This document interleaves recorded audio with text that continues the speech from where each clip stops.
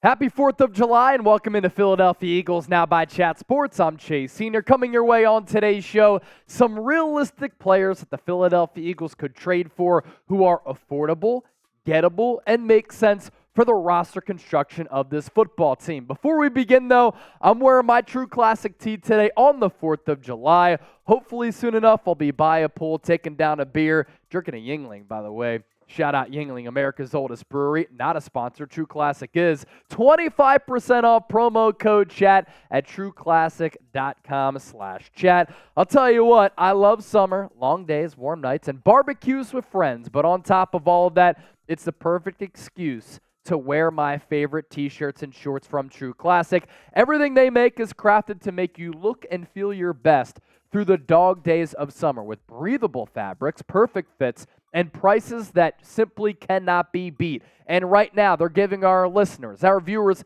25% off if you head to trueclassic.com/chat, promo code chat. And to my people out there, if you need some shorts, True Classic has you covered there as well. Whether you want something for the gym, the beach, or a night out with friends or your significant other, their chino shorts are my personal favorite, but also they have some gym wear as well. Their line of quick dry active shorts are a must. I was actually rocking some yesterday when I went on a trail run. It was really hot here in the Dallas area, and I was sweating like a maniac. Had to go to the grocery store after that, but I was wearing some of those shorts, and they weren't soaked by the time I got to the grocery store. So trueclassic.com/chat, promo code chat. We'll put that link in the comment section and in the description of this video. Tight on the chest, very comfortable, awesome material. See for yourself using that link. So realistic Eagles trade targets here as we ring in the birthday of America. KJ Hamler. Many of you know the name because he went to Penn State. I actually covered him when I was working for WNEP and covering Penn State football at the time. And that season, his final season in Happy Valley, he was so good, so elusive, so fast. And I thought, man, this guy can be a special playmaker at the next level in the National Football League. I'm not sure he's going to be like an every down wide receiver, like a Devontae Smith or an A.J. Brown, because he's a little bit slighter, but an explosive vertical threat for sure. So that was good enough to make him a second-round pick in the 2020 draft. But here's the problem. Lack of availability, lack of production. 12 catches in 10 games over the last 2 years, and Sean Payton has made a ton of changes on the Broncos roster. Jerry Jeudy has been floated in some trade discussions. KJ Hamler now in those conversations as well. And Hamler, an interesting player for this Eagles offense, because if you stack him up against a player like Quez Watkins, who's better, KJ Hamler or Quez Watkins? The pedigree lies with Hamler, but he's dealt with so many injuries. Now, Bo Wolf of The Athletic talked about this recently, and he said KJ Hamler has underwhelmed in Denver, 12 catches in 10 games over the last 2 years, struggled to stay healthy, 5'9", 178 pounds. He's probably confined to a specialist role, but the Eagles would have evaluated him closely back in 2020 when they actually ended up drafting Jalen Reagor in their search for speed. So Reagor and Hamler, both busts up to this point, but Hamler wouldn't be counted on in this offense like Reagor was when he was drafted, when the Eagles desperately needed a wideout. And his career numbers, it's been unfortunate for Hamler because I do think he has a lot of ability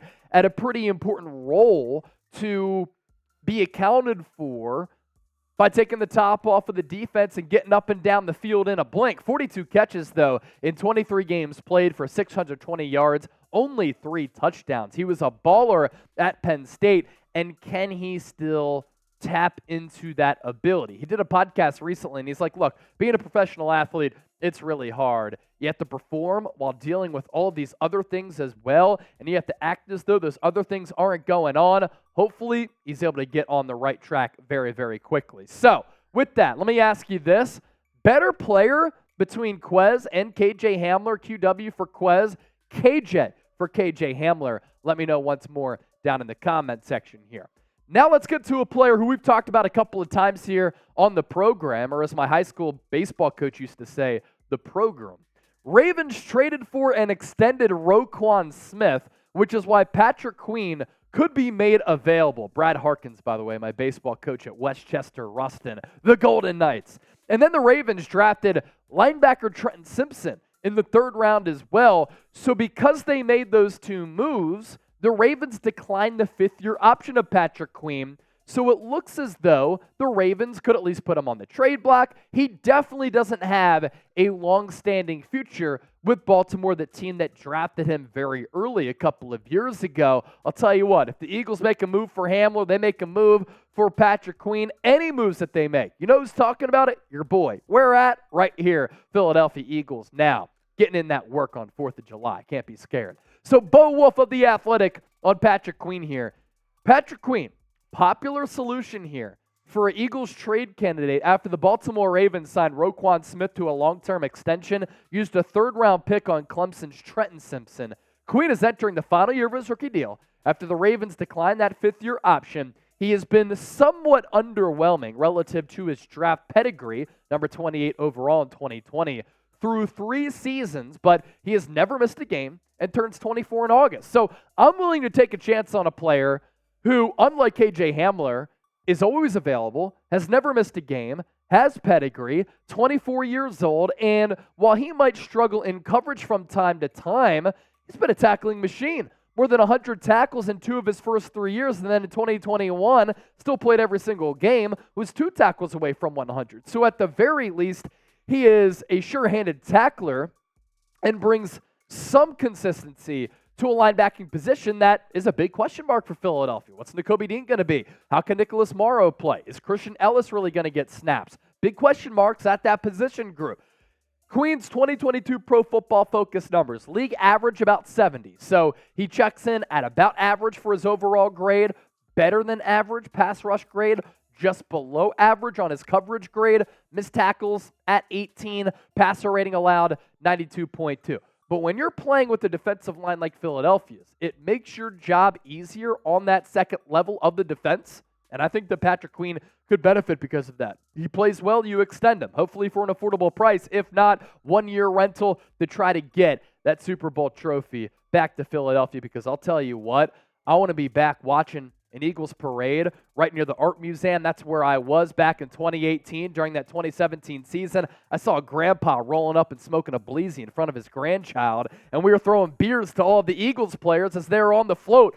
I need that in my life again. And then it was all topped off by Jason Kelsey's epic speech in the Mummers gear, which was just a magical day for everybody out there. I need the Super Bowl. We were so close too after the Eagles got shafted by the Kansas City Chiefs. James Bradbury, the grass, awful. Producer Coops in my ears like, stop it. I feel that way. I can dive into conspiracy theories if I want, Coop. Are you worried about the Eagles linebacking core? Y for yes, N for no. I was bringing out the jokes on today's show. It's not just because I'm drinking a Yingling, but America's oldest brewery. Shout out Pottsville, Pennsylvania. Interact with me, Twitter and Instagram. Let's talk birds, or let me know what you were drinking on 4th of July at Chase_Senior. Catch you tomorrow here on Philadelphia Eagles Now. Thanks for watching.